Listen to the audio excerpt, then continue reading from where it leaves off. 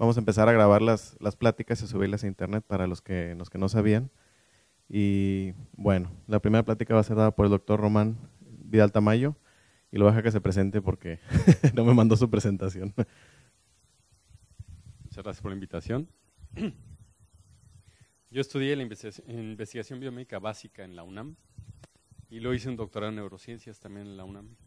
Y de ahí me contrataron en Johns Hopkins, en el departamento de neurociencias y genética. Y allí estuve trabajando con la generación de ratones transgénicos. Y eso es de lo que les voy a estar hablando ahorita, unos ratones. Trabajando con un factor de transcripción que se expresa sobre todo en tejido cerebral derivado del telencéfalo y del diencéfalo. Y ese es el factor de transcripción OE3.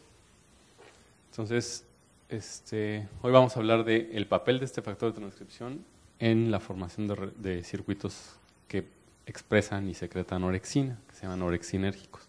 Y ahorita vamos a ver todas estas cosas que hacen, ¿no? A la siguiente. Entonces, todo empieza con el sueño. Todos los animales duermen, pero hasta ahorita no sabemos por qué dormimos, cuáles son las ventajas adaptativas de dormir. Sabemos que de alguna manera se tienen que reparar cosas durante el sueño y sabemos que el sueño es indispensable para el aprendizaje y fijar la memoria. Pero la ventaja real adaptativa de que durmamos no la conocemos. Sin embargo, en todos los vertebrados el patrón de regulación es muy común y es similar. Entonces, este patrón, ¿me das la siguiente, por favor? Es el estado de vigilia, donde normalmente nos encontramos despiertos. La vigilia puede tener dos componentes, una vigilia activa, donde estamos haciendo una tarea o estamos resolviendo un problema, o la vigilia tranquila, donde nada más estamos despiertos, pero nos encontramos relajados. De este estado de vigilia, normalmente pasamos a un estado de sueño que se conoce como sueño no REM en todos los vertebrados y en humanos se conoce como sueño de ondas lentas, sin embargo se está intentando descartar esta clasificación. Y luego de este sueño de no REM pasamos a una etapa que se conoce como sueño REM, en la que se caracteriza por el movimiento de ojos rápidos. Y estos tres estados pueden estar variando de acuerdo a la especie. Entonces, bajo situaciones normales, los animales transitan desde la vigilia hacia el sueño no REM y desde ahí hacia el REM. Y desde REM pueden regresar directamente a vigilia o pueden regresar a sueño no REM y desde no REM pueden regresar a vigilia. Cuando estamos cabeceando, que estamos cansados y que no estamos muy entretenidos en lo que estamos haciendo, estamos transitando entre estas dos. Cuando por fin llegamos a sueño REM y pasamos por las etapas más tardías del sueño no REM, decimos que estamos en sueño profundo. Y durante el sueño REM parecen ocurrir las ensoñaciones, lo que todos conocemos como sueños, parecen ocurrir acá. El 90% de las ensoñaciones ocurren en sueño REM. Y hay una fracción muy pequeña que ocurre al inicio del sueño no REM. La única transición que es usualmente prohibida en los vertebrados es la transición de vigilia a REM. Para llegar a REM, la mayor parte de los vertebrados bajo situaciones normales tienen que pasar por el sueño no REM. Y estas distintas etapas se caracterizan por registros electrofisiológicos específicos. Si registramos el electroencefalograma y el electromiograma, es decir, la actividad del cerebro y la actividad muscular, en vigilia vemos que la actividad del cerebro es de alta frecuencia y baja intensidad y el electromiograma, la actividad muscular es alta. En sueño no REM aumenta el voltaje, la potencia del electroencefalograma, pero disminuye la frecuencia. Si ven, estos trazos son más rápidos y menos amplios, y aquí son más amplios y más lentos. Y va disminuyendo poco a poco el tono muscular. De repente, durante la transición no REM a REM, se vuelve a activar el electroencefalograma, aumenta de nuevo la frecuencia con amplitud disminuida y el electromiograma prácticamente se va a cero. Y esto es porque el tono muscular se pierde en sueño REM y esto es importante para los vertebrados. Y es importante porque durante las ensoñaciones, si no hubiera esta pérdida de tono muscular, empezaríamos a actuar las ensoñaciones. Nosotros podemos disociar este efecto dañando, lesionando regiones específicas del cerebro, y cuando hacemos esa lesión, ese tipo de lesiones, la mayor parte de los animales empiezan a actuar sus ensoñaciones. Un gato, por ejemplo, durante las ensoñaciones comienza a presentar movimientos de acecho a la presa y empieza a brincar sobre un ratón que está soñando, que no existe ahí. Entonces, al analizar estos registros, nosotros podemos darle un score y durante un periodo largo de tiempo podemos determinar cuánto tiempo pasa un sujeto en vigilia, cómo de la vigilia pasa a sueño no REM y cómo del sueño no REM pasa a REM. Este tipo de registro se llama un somnograma y nos está diciendo cuál es el patrón de sueño de un sujeto en particular o de un animal en particular, o podemos hablar de patrones de sueño característicos de especie. Entonces vamos a tener especies diurnas y especies nocturnas. Y algunas especies, como el gato, que no tienen un patrón característico, pueden dormir en cualquier momento del día y pueden estar activos en cualquier momento del día, sin que se repita de manera usual. Entonces, si me das la siguiente, por favor. Entonces, estas actividades, aunque no sabemos cuál es la ventaja evolutiva, sí tenemos idea de quién las está controlando. Y desde hace mucho se sabe que tanto el tallo cerebral como el hipotálamo están directamente regulando la transición de los distintos estados.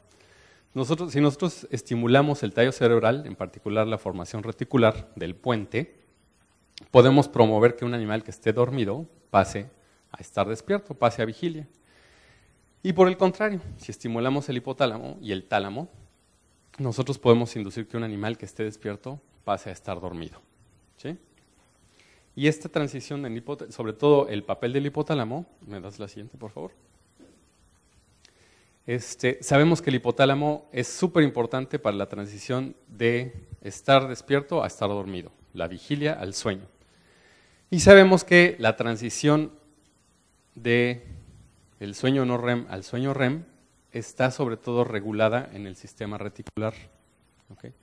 Pero ahorita vamos a ver que el hipotálamo regula prácticamente todas estas transiciones. Y un neuropéptido que regula esto es conocido como orexina. ¿Me das la siguiente, por favor? Es allá. Y la orexina es un neurotransmisor peptídico que se expresa en un grupo muy pequeño de neuronas del hipotálamo lateral, y es el único sitio donde se puede expresar, aunque los axones de estas neuronas son capaces de inervar prácticamente todo el sistema nervioso. Y lo que hacen las orexinas es estar regulando la transición entre distintas etapas. ¿Okay? Entonces esto es lo que conocemos como el modelo de flip-flop. Todas las transiciones son súbitas y no hay un cambio gradual. Cuando estamos de vigilia a sueño no REM, la transición es súbita e inmediata. Y lo mismo la transición desde sueño no REM hacia sueño REM. Y las orexinas parecen regular estas transiciones, sobre todo la transición hacia sueño REM o de vigilia hacia sueño. Cuando las orexinas se activan, los animales se promueve la actividad de los centros que regulan el estado de vigilia y el animal está despierto.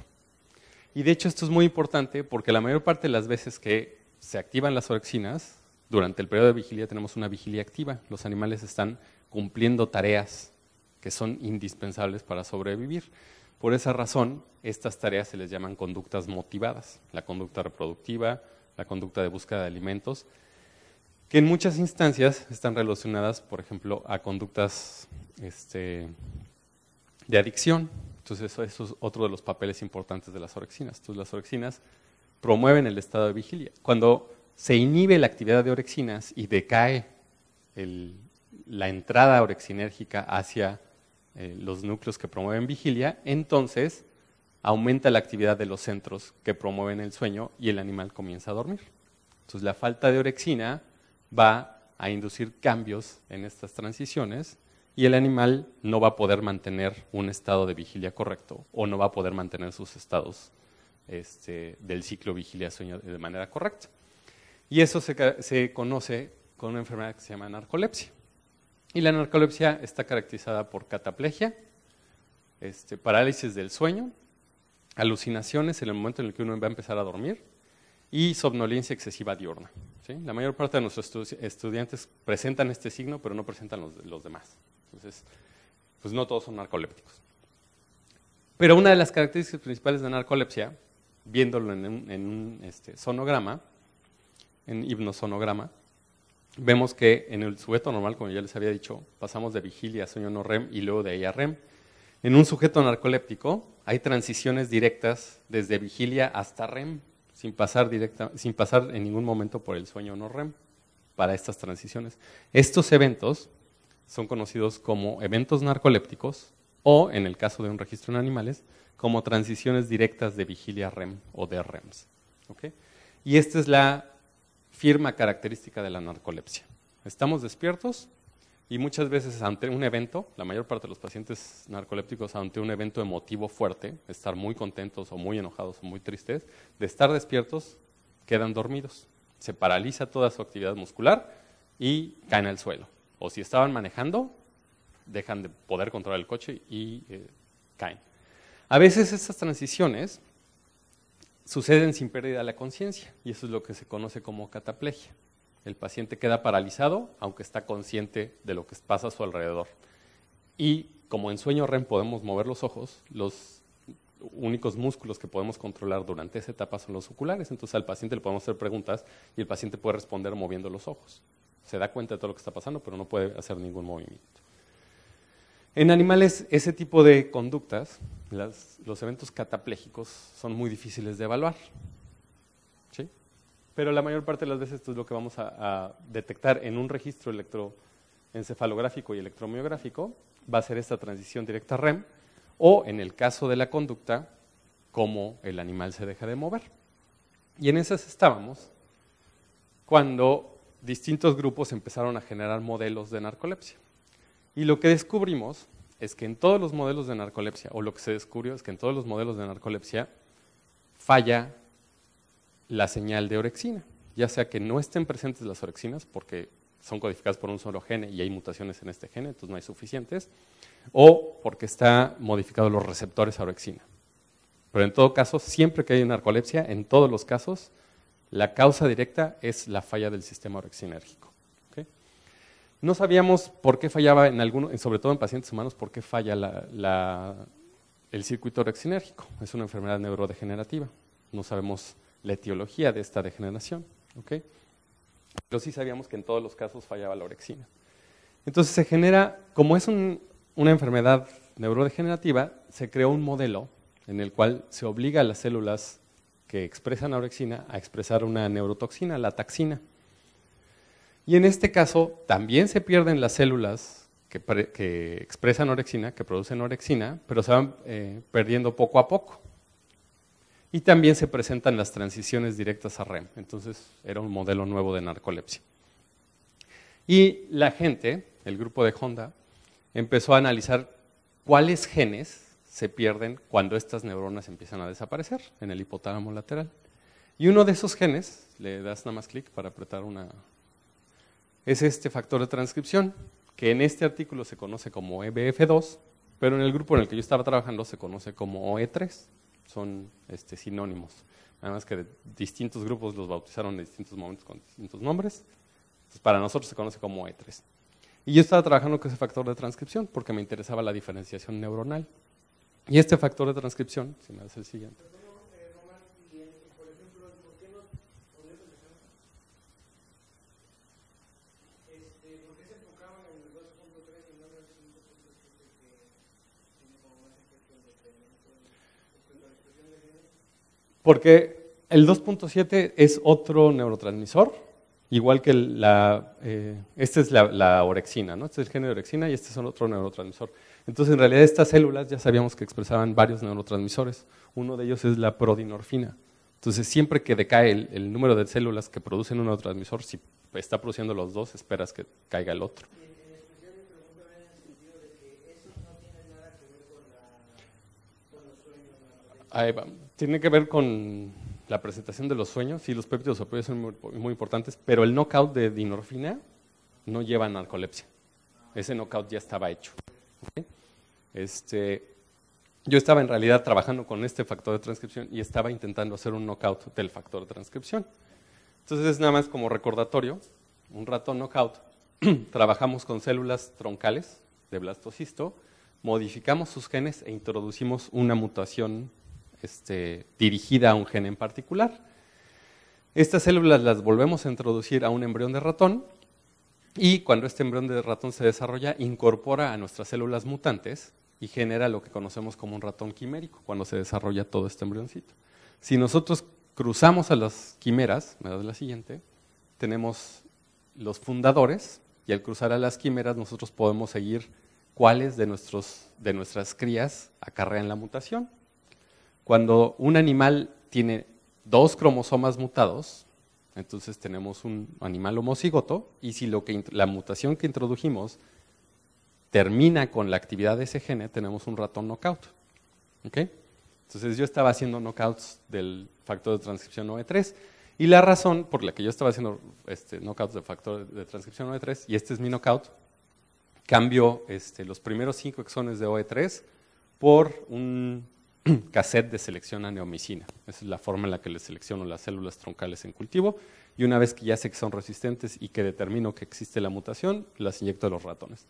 Y estos son mis ratones y este es el patrón de expresión del mensajero de OE3 en un ratón silvestre y aquí podemos ver por hibridación in situ que todas las neuronas del epitelio olfatorio lo expresan, mientras que en un ratón mutante no encontramos el mensajero de OE3. Entonces tenemos un knockout. Y yo estaba trabajando por eso, porque el factor de transcripción OE3 se expresa en neuronas de las placodas olfatorias, del epitelio olfatorio, y está relacionado con la diferenciación de una población de neuronas del hipotálamo preóptico que secretan GnRH, la hormona liberadora de gonadotropinas. Y cuando falta OE3, las células secretoras de GnRH no se producen y los ratones tienen muchos problemas para poderse reproducir, son estériles la mayor parte de ellos.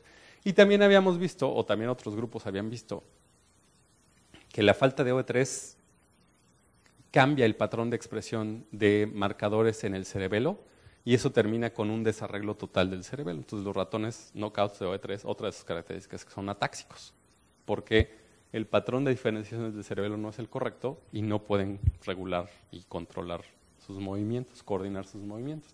Y yo estaba trabajando con este factor de transcripción por estas razones. Estaba viendo cómo estaba involucrado en el desarrollo de neuronas. ¿Tienes efecto en el peso de los ratones?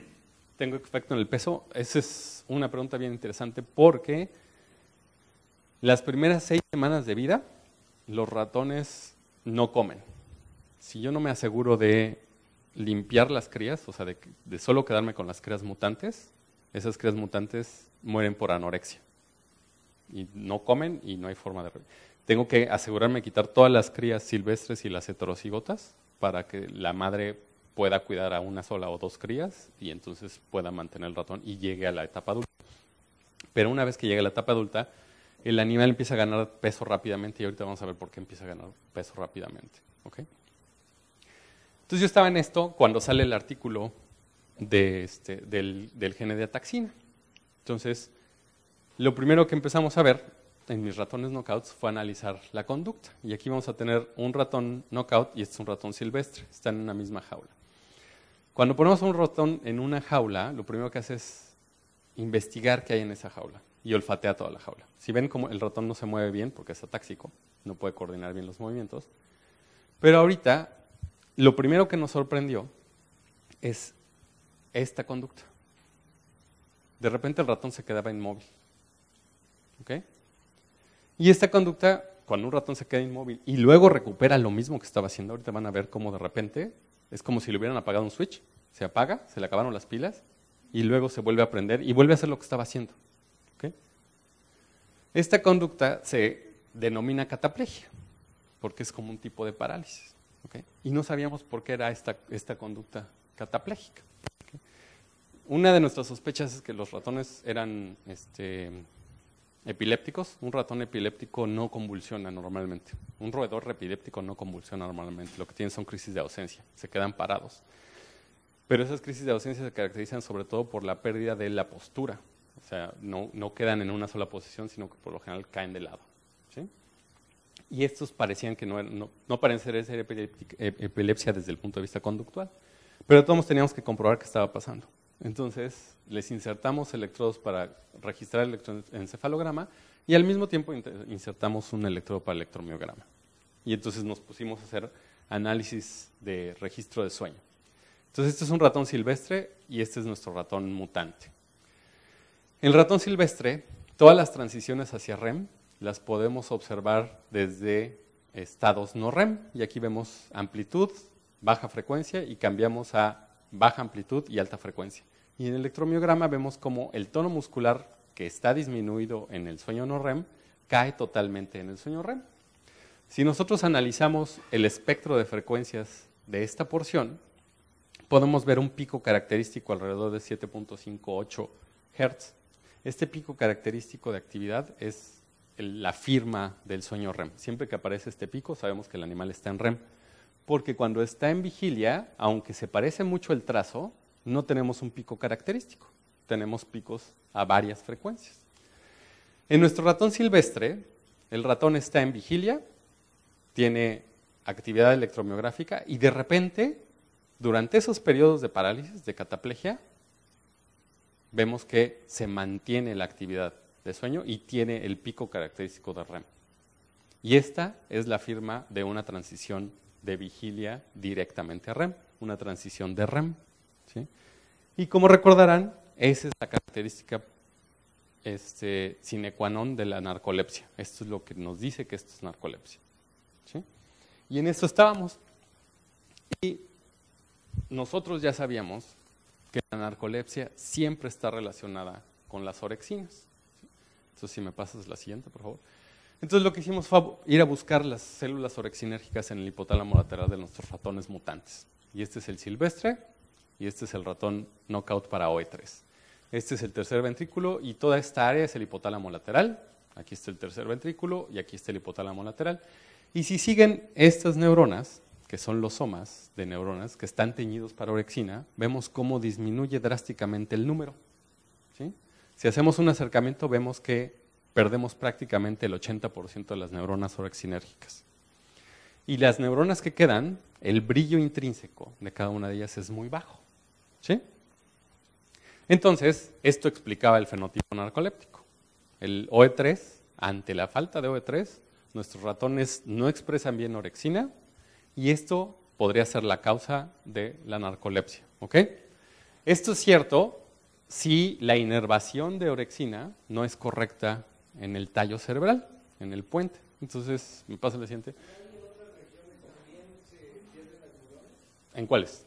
No sé, mencionaste el bulbo olfatorio, el cerebelo. En las otras se pierde la población neuronal. Por ejemplo, el epitelio olfatorio está un poco disminuido, pero no es tan drástico.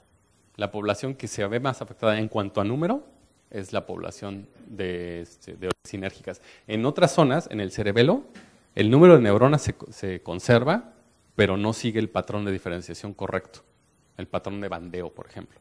Esta es la primera población en la que vemos una pérdida absoluta de células que expresan orexina. Si me das, regresa tantito. Pero aquí hay algo bien importante. Si ven, el número de células, la densidad celular, parece no cambiar. Entonces, estos resultados nos indican que se pierde el número de células que expresan orexina, pero aparentemente el número celular no. ¿Sí? Entonces, ahora sí. Entonces, si hacemos un conteo, vemos que el número total de células, que es siempre muy pequeño, el número de células orexinérgicas, de somas orexinérgicos, es muy, muy pequeño en el ratón. Son cerca de 1500 células. Y este decae a cerca de 300 células en nuestros ratones mutantes. Como les decía, se pierde entre el 70 y el 80%. El número de células por milímetro cúbico también cae a casi la mitad.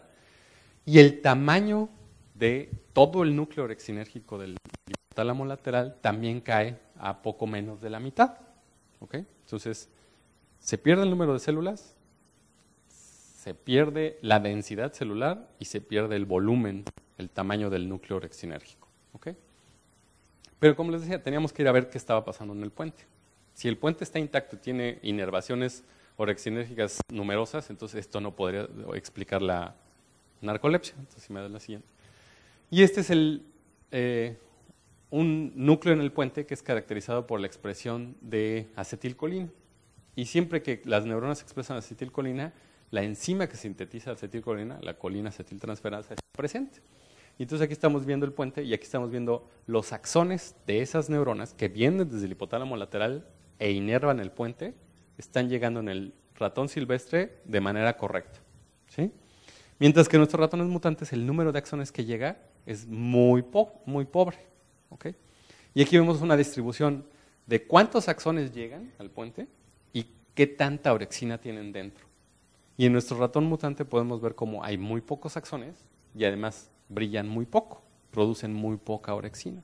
Entonces, la orexina que está llegando no sería suficiente para mantener el ciclo sueño-vigilia y por eso es que los ratones son narcolépticos. ¿Ok? No, la siguiente. Y aquí vemos la caracterización en el hipnosonograma de los ratones. Estos son ratones silvestres y podemos ver cómo las transiciones hasta REM pasan primero por una fase de sueño no REM, mientras que en el ratón mutante hay varios eventos de transiciones directas de vigilia hasta sueño REM. Cada una de estas flechas nos está indicando un evento de REM, de transición directa a REM desde vigilia. Y aquí lo podemos ver resumido. El número de eventos en 24 horas en un ratón silvestre nunca observamos una transición directa a REM. De hecho, no es posible. Hemos registrado muchos ratones y mucha gente ha registrado muchos ratones y nunca se observa una transición directa a REM. Mientras que en los ratones que les falta OE3, tienen 9 de estos eventos al día, en promedio. Los ratones también rápidamente llegan a REM. Una vez que se empiezan a dormir, si uno los despierta y los deja que anden por ahí, rápidamente se quedan dormidos, ¿no? En menos de 20 minutos el ratón ya está en REM. Mientras que un ratón normal, cuando empieza su periodo de sueño, durante el día, durante la fase diurna, tarda como 50 minutos en que aparezca el primer evento de REM. ¿Okay? Aquí podemos ver cómo se acorta esa latencia al REM, que es lo que le llamamos, ¿no?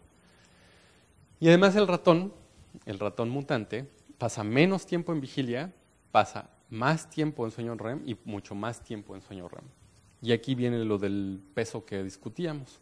Una de las razones por la que los ratones suben de peso es porque casi no gastan energía, porque la mayor parte del tiempo se la pasan dormidos, ¿ok? Y eso también hace que los ratones consuman menos alimento. Como no están en vigilia, las conductas motivadas, como la reproducción y la ingesta de alimentos, también empiezan a verse disminuidas. Entonces, en realidad tenemos una paradoja. Es un animal que ingiere menos alimento, pero sube rápidamente de peso y es obeso. ¿Okay? Y Eso me midieron otra cosa metabólica, a ver si también el metabolismo estaba cambiando. esa es una de las cosas que queremos hacer. Una de las cosas que queremos ver es si el metabolismo está decrecido. Entonces tendríamos que ir a ver cuál es el tono adrenérgico, por ejemplo, ¿no? O la secreción de hormonas tiroideas. Son cosas que ahorita es una de las preguntas que queremos resolver. ¿Qué es lo que está pasando con este ratón a otros niveles? O sea, el fenotipo narcoléptico es interesante, pero en realidad lo que nos está interesando más es cómo se están formando estos circuitos y cómo el hipotálamo, los circuitos hipotalámicos pueden estar regulando otras funciones a otros niveles. Una vez que sobreviven después de las 6 semanas, viven más o menos el mismo tiempo, o sea, entre 1 y 2 años. Lo máximo que vive un ratón en un bioterio es como 2 años. Estos animales los hemos mantenido hasta por 1 año y medio y los hemos sacrificado porque ya era indispensable sacrificarlos, no porque se murieran ellos. Al principio la mortalidad, en las primeras 4 semanas, sí es muy elevada, sobre todo si uno no tiene el cuidado de estar disminuyendo el número de ratones en la camada. Ahí sí se mueren muchos, pero ahí es porque no comen.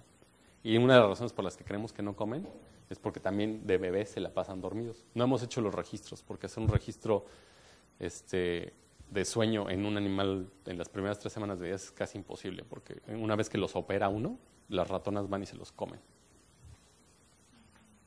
Y hasta ahorita no tenemos técnicas para hacerlo a larga distancia, ¿no? Hay que meter el electrodo. Entonces, otra de las preguntas que teníamos en este momento es, bueno, no tienen suficiente orexina, pero también, como lo que estamos no tenemos un factor de transcripción, podría ser que estuviera afectada la expresión de los receptores a orexina. Entonces, lo que hicimos fue al mismo tiempo de insertar los electrodos para el electroencefalograma, le dejamos una cánula a los ratones que llegaba hasta el ventrículo. Y a través de esa cánula podíamos inyectar orexina recombinante. Y aquí vemos el efecto de inyectar esa orexina, ¿no? Este es nuestro ratón mutante, el knockout, antes y después de la inyección intraventricular de orexina.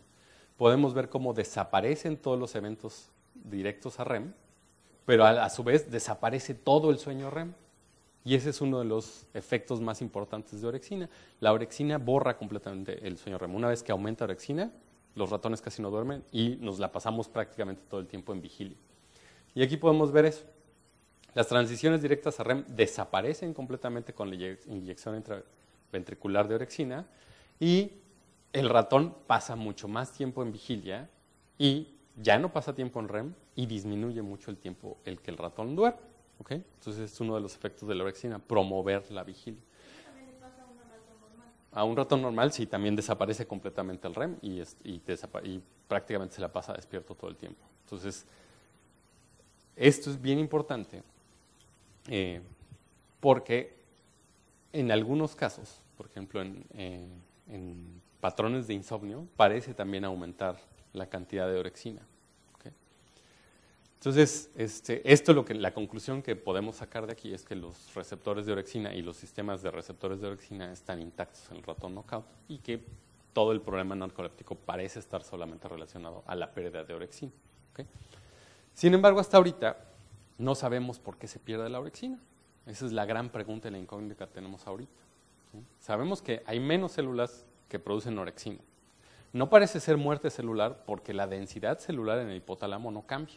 O sea, el número de células, de núcleos neuronales que están presentes en el hipotálamo parece no cambiar. Simplemente disminuye la cantidad de células que expresan orexina. Y en esas estábamos cuando empezamos a analizar los promotores del gene de orexina. Y resulta que en el promotor del gene de orexina, en la región río arriba, este es el codón de inicio de traducción y este es el sitio de inicio de transcripción y todo esto sería la región promotora putativa. Estos primeros 400 nucleótidos justo antes del sitio de inicio de transcripción son indispensables para que la orexina se exprese. Si nosotros borramos toda esta región, la orexina no se puede expresar y el ratón es un ratón knockout para orexina, sin tener que modificar acá abajo. Y en esta región promotora encontramos dos sitios que parecen ser sitios de unión al factor de transcripción OE3. Entonces ahorita tenemos la siguiente pregunta. ¿Qué es lo que hace el OE3 sobre la orexina? ¿Regula directamente la expresión del gene de orexina o regula la expresión de otro factor que pudiera entonces disminuir la expresión de este gen? Y esa es la pregunta que quiere responder Adrián. Si nuestras células aparecen como tal las células que van a ser, que deberían ser las orexinérgicas, pero no pueden expresar orexina, o las células aparecen y conforme avanza el tiempo empiezan a degenerar y es un modelo de enfermedad neurodegenerativa. Y en eso estamos. Entonces, en conclusión, el factor de transcripción OE3 regula la expresión de orexinas. La falta de actividad de OE3 resulta en un fenotipo narcoléptico y creemos que esto es importante porque encontrando cosas que modifiquen la actividad de estos factores de transcripción, nosotros podríamos regular cuánta orexina va a haber presente en un momento dado.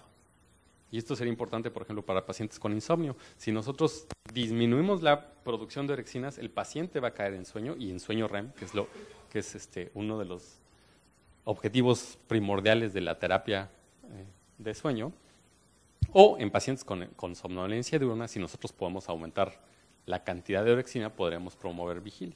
Entonces, este sería como la parte utilitaria del proyecto. La parte que nos interesa a nosotros en realidad es qué es lo que está haciendo OE3. ¿Está regulando directamente la transcripción del género de orexina o está regulando la diferenciación y la supervivencia de estas neuronas? ¿Dudas? Sí, claro. Pues gracias al doctor primero por la plática. Gracias. Y preguntas si pueden aquí al micrófono para grabarlas. La evidencia de lo que propones de regular la diferenciación de las neuronas, ¿por qué propones esa evidencia? Que este factor de transcripción que se localiza obviamente en el núcleo, lo que tú estás viendo es de que tienes la neurona pero no expresa la orexina, ¿ok? Y no es, quiero pensar, no es una neurona que exprese la orexina porque no se diferenció a esa neurona, porque existe la neurona. Entonces, mi pregunta es, ¿hay evidencia como para proponer a este factor para que genere la diferenciación de neuronas a partir de un precursor, algo? No, es una de las cosas que tendríamos que hacer. O sea, no hemos forzado la expresión de este factor de transcripción en una célula troncal. Exactamente, porque sería muy fácil responder, bueno, si se tiene todo el material y todo sería una pregunta técnicamente sencilla de abordar, es sobreexpresar este factor y ver a partir de un stem cell, ver si se diferencia una neurona orexigénica y mi respuesta va a ser no. Yo creo que se necesitan otras cosas para lograr que OE3 pueda jugar un papel primordial, sí, parcial, pero necesitaría algo más. Eso yo creo que mi respuesta, nada más de ver cómo se ven las células, ¿ok? Yo creo que podría participar en los últimos estadios, ya cuando la célula está establecida y tiene que empezar a expresar orexina y tiene que mantener la expresión de esa orexina, porque la expresión de orexina va a estar subiendo y bajando a lo largo del ciclo, ¿no? Entonces yo creo que OE3 va a estar participando en ese último pedacito, en la regulación fina, pero para distribuirse como neurona, para decidir dónde va a nacer y con quién se va a conectar, yo creo que OE3 no va a jugar ese papel, ¿no? Y la razón es por lo que pasa en el cerebelo. Cuando no está OE3, los marcadores de las células estas, la sebrina, que se ven como rayas, si quieres, podemos ver creo que es la quinta o algo así. Más adelante. No, creo que es después de eso. Un poco más adelante. Otra más. La siguiente. Aquí. Estos patrones, se pierde el patrón, ¿sí? Quiere decir que de alguna manera, y algunas células se ven más claras que otras. Entonces, de alguna manera, como que OE3 regula esa última parte fina, pero las neuronas ya están ahí. Nada más no permite que se cumpla el programa completo. Claro. Entonces, no creo que si yo sobreexpresara OE3, aunque es un experimento que sería factible hacer, no creo que indujera la aparición de células orexinérgicas. Como que se necesitarían otras cosas y él sería el último regulador. Y es una de las cosas que Adriana va a hacer. Lo que vamos a hacer es buscar una neurona, una célula, ponerle un reportero con el promotor de orexina y forzarla a expresar OE3. Si OE3 es necesario y suficiente, ya se expresará y entonces el otro experimento, pues ya lo podremos empezar a hacer, ¿no? Y una segunda pregunta, ya lo último. Estas orexinas, o bueno, me imagino que se regula por los ritmos circádicos y todo esto. En los humanos, por ejemplo, que se tiene el fenotipo de narcolepsia, ¿cómo está en estas neuronas? O sea, se conoce, tratando de extrapolar un poco lo que tú has obtenido a aterrizar a la idea o al concepto de en humanos, ¿qué se conoce? En humanos es una enfermedad neurodegenerativa. Eso quiere decir que conforme avanza la edad, va empeorando el cuadro. Y lo que sabemos es que al final, una vez que los pacientes narcolépticos mueren, cuando se les hace una autopsia, disminuye el número de neuronas. Pero nadie ha seguido cómo va esa disminución, ¿no? No se puede hacer, no se tienen pacientes en todos los estadios. Solamente se detecta una vez que ya son narcolépticos y se mueren como narcolépticos, o sea, no de narcolepsia, pero se mueren como narcolépticos, todos tienen disminuido las orexinas. Y por eso se cree que es una enfermedad neurodegenerativa. No hay las mutaciones características de los modelos de narcolepsia. En los ratones y en las ratas y en los perros, hay perros narcolépticos, hay mutaciones puntuales que afectan o al receptor de orexina o al gene de orexina que ya no es funcional. Entonces ahí es un modelo radicalmente distinto, ¿no? En humanos hay muy pocas neuronas, sería más parecido a lo que nosotros vemos acá y a lo que se ve en el ratón con ataxina. ¿Sí? Bueno, te felicito por el trabajo. Gracias. Y mi nombre es Fernando Góngora, yo soy clínico, y me parece muy interesante tu línea de investigación y quisiera hacerte varias preguntas a ver si hay información al respecto. Yo sé que probablemente en humanos no se sabe mucho en esta parte, pero por ejemplo, está bien descrito los trastornos del sueño, REM y no REM, no solamente en la enfermedad por narcolepsia, sino inclusive en la misma demencia, en el trastorno neurocognitivo. Y como finalmente es una enfermedad neurodegenerativa, probablemente haya en el fondo algún trastorno a nivel de la señalización en este tipo de elementos. ¿Tienes tú alguna información sobre la posibilidad de que la orexina participe en los trastornos del sueño del adulto mayor? No tengo la evidencia cercana, lo único que tengo es una plática con alguien de una clínica de sueño y me estaba contando eso, que el patrón de sueño sí empieza a degenerar en humanos, incluso aunque no se presente demencia senil, ¿no?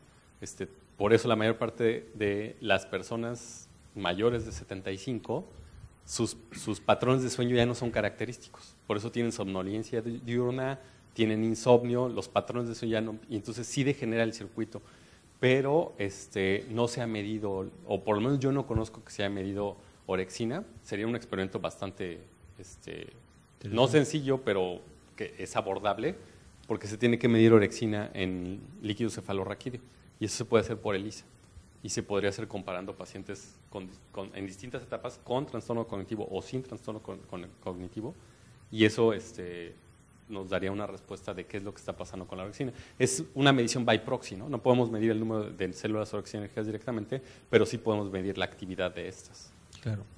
Es muy interesante saber que se puede medir la orexina por ELISA en líquido cefalorraquídeo, porque, por ejemplo, en el caso nuestro como clínicos tenemos una gran cantidad de pacientes que pueden ser susceptibles de trabajos precisamente con laboratorios como el de ustedes. Sí, exacto. Por otro lado, ¿cuál sería el papel del uso de la melatonina, que actualmente se usa mucho en teoría para regular el sueño, precisamente para propiciar más sueño REM en el paciente que no logra tenerlo durante la etapa de sueño, y la orexina? ¿Hay alguna interacción de cómo funcionan estos dos elementos? Sí, aquí voy a hacer una dicotomía. Uno lo que son los modelos animales y otro lo que es el humano, ¿no?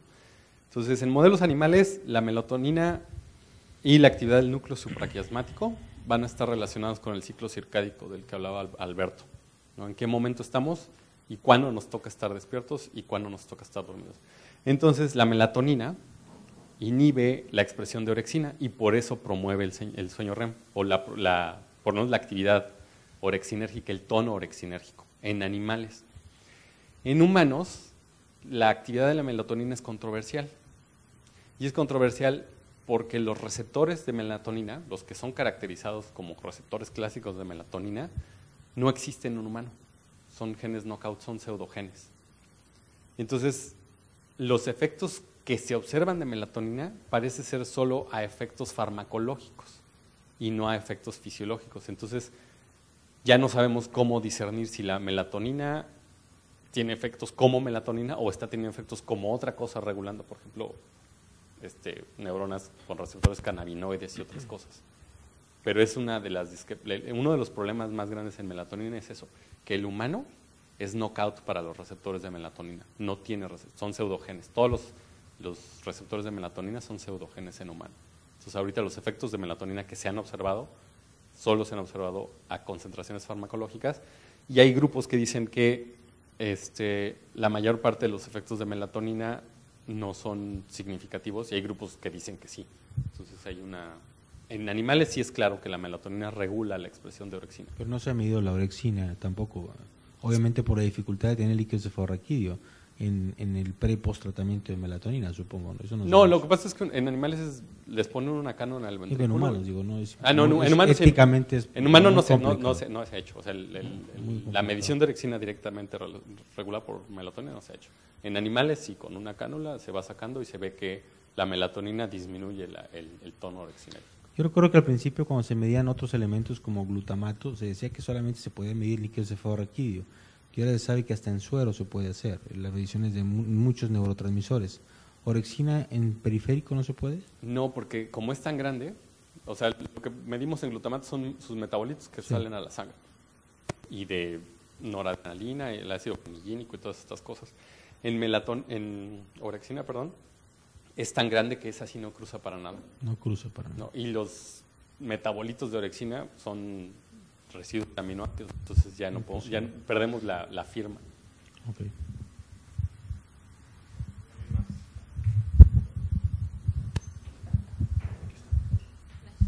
Muy interesante su plática. Yo tengo preguntas a lo mejor de curiosidad respecto a lo que dijo de que los ratones eran obesos.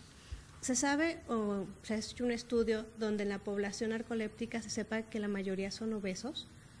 ¿En humanos? Ajá. No, o sea, no hay correlación, no. Es distinto. De hecho, ese es uno de las grandes paradojas de la narcolepsia en ratones y en ratas y en perros, todos por la baja actividad física aumentan de peso. Mi ratón aumenta más que otros ratones narcolépticos. Y de hecho, hay algunos ratones narcolépticos que no aumentan de peso. Entonces, precisamente por eso, una de nuestras preguntas ahorita es si el OE3 también podría estar regulando la expresión de otros neurotransmisores del hipotálamo, porque regula la expresión de GnRH que está adelantito. Para distancias celulares es un montón, pero para distancias de desarrollo están prácticamente pegados todos los núcleos hipotálamos. Y estamos buscando otras neurohormonas que regulan la ingesta de alimentos, que es lo que está pasando acá, y que regularían el tono metabólico. Entonces, no hay correlación, en humanos no hay correlación. No hay correlación, entonces, a lo mejor, de alguna manera indirecta, podrían estar regulando también los cannabinoides y serotonina, que están muy implicados en la regulación de la alimentación. Yo creo que sí, podría ser. Esa es una de nuestras sospechas. Creemos que OE3 va a estar regulando otros neurotransmisores que van a estar implicados en esto, la regulación de la tasa metabólica y la ingesta de alimentos, por otro lado. Porque también nuestro ratón es el único que es anoréctico. Okay. O sea, los otros ratones narcolépticos no se mueren si uno los deja en la camada. El nuestro es el único que se muere porque no come. Y la mamá, la ratona, lo tiene que estar cuidando. Tiene que dedicarse al 100% a ese. Y eso es lo que pasa con las ratonas cuando disminuye el tamaño de las camadas. Le ponen más atención a la camada y están al pendientes de que estén amamantándose todos. Bueno, los dos que hay. Sí. Mientras que cuando hay muchos, pues se pelean. Ok. Y bueno, un poquito también relacionándolo. O sea, ¿usted pensaría que la gente obesa tiene disminuida la orexina? No. Yo creo que la gente obesa, en todo caso, podría tener aumentada la orexina. El nombre orexina quiere decir que aumenta el hambre, porque originalmente se pensó que ese era su papel, porque los animales cuando les inyectan una orexina sí comen más, pero ya que vimos los registros, comen más porque pasan más tiempo despiertos, y una vez que están más tiempo despiertos, la orexina promueve estas conductas motivadas. Okay. ¿No? Entonces, intentan aparearse más los machos, buscan más comida y cosas así. Ok, gracias. De nada. ¿Alguna otra pregunta? A ver, voy. ¿Tus células estas que ya no expresan la orexina, expresan otras cosas que expresaban las originales? Es lo que estamos buscando ahorita. Lo que pasa es que de la población de orexina hay las que expresan dinorfinas, las que expresan otro que se llama MSH y unas que expresan alfa MSH. Y ahorita justo lo que pasa es que hemos probado varios anticuerpos y no hemos encontrado uno que nos permita distinguir las dos poblaciones y que nos permita distinguir si tienen orexina o no.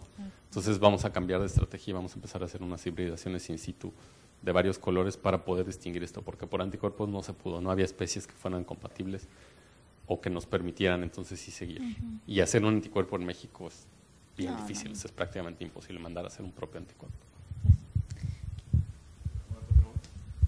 Si no, yo tengo una.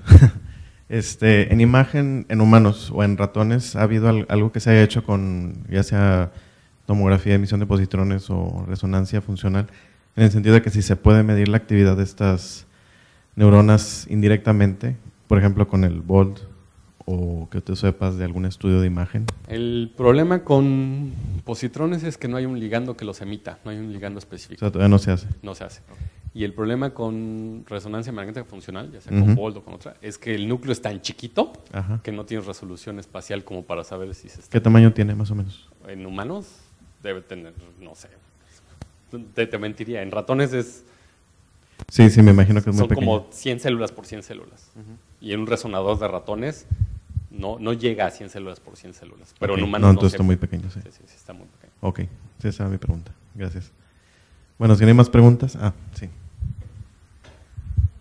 Pues nada más por mera curiosidad, y pensando también un poquito más en el rendimiento y en establecer el modelo animal como lo comentaba, también mencionó que este ratón knockout podía presentar también una cierta esterilidad y aparte la reducción de la camada, vaya.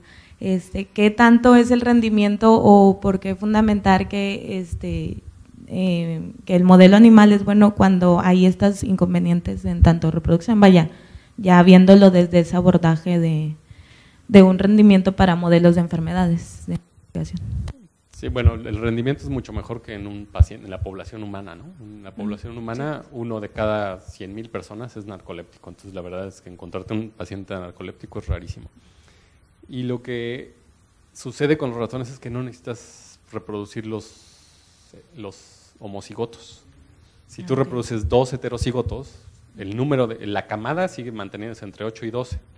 Claro que por proporción mendeliana solamente el 25% acaso llegará a ser homocigoto. La ventaja es que nacen chiquitos, son enanitos, por eso también estamos preguntándonos por qué con el tamaño celular y con el número de células, por qué son enanitos, no sabemos por qué son enanitos, pero tú por simple fenotipo puedes adivinar cuál de ellos va a ser knockout y siempre correlaciona. El ratón enano va a ser, entonces tú lo único que haces es deshacerte de las crías más grandes y entonces si tienes un número de camadas suficientes, entre 4 y 6, siempre vas a tener ratones suficientes para trabajar con ellos. Pero sí se dificulta, muchos de nuestros experimentos se dificultan porque tenemos que esperar a que haya los animales suficientes y siempre en este tipo de experimentos, en experimentos conductuales, siempre tienen que ser hermanos de camada. Y además solo trabajamos con machos. Entonces de ese 25% ya nada más nos queda el 12.5%. Y luego siempre tiene que nacer un macho knockout junto con un hermano silvestre knockout. Y si estás cruzando heterocigotos, pues entonces tienes el 25% de uno y el 25% del otro. Entonces, si multiplicas eso, te queda como el 5% de las camadas son útiles para experimentación. Entonces, nuestros experimentos se prolongan mucho por esa razón. Si tuviéramos acceso a un bioterio lo suficientemente grande, pues podríamos tener 20 jaulas y nunca tendríamos problemas, que es lo que hacemos en Estados Unidos, ¿no? Ahí sí, el tamaño para reproducción era prácticamente infinito mientras tuvieras dinero. Y acá no, aunque tengas dinero, pues tampoco hay tanto espacio y también sale más caro. Pues una felicitación mayor por el trabajo, entonces. Gracias. ¿Alguna otra pregunta? Si no, pues les agradezco por venir y la próxima va a ser el 26 de febrero con la doctora Vania Carmona del Instituto de Neurobiología, que todavía no nos han dado el título de la plática, pero se los voy a mandar por mail. Y la plática la vamos a tratar de subir a internet a la página de Facebook de Neurociencias UNL, así lo pueden buscar. Y pues bueno, próximamente a ver si está la página de internet de la unidad. Y es todo. Gracias. Pues gracias.